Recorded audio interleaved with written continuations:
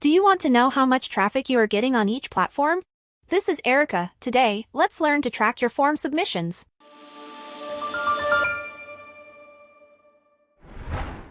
In this video, let me show you how to track your form submissions and make data-driven decisions.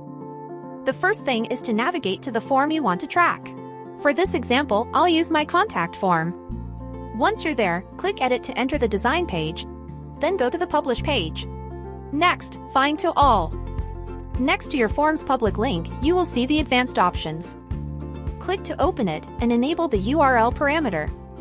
The URL parameter works just like UTMs in Google Analytics.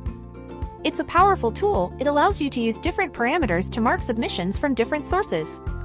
For example, if you're running ads on Facebook and Instagram and you want to see which platform drives more contacts, what you need to do here is adding two custom links with different parameters, one for Facebook and one for Instagram. Once done, copy and insert these links in your Facebook and Instagram campaigns. Now, when someone submits a form, their source will be automatically marked with the parameter you added. To view it, you need to head over to the Manage Data page. Here, under the URL parameter column, you'll see exactly where each submission came from.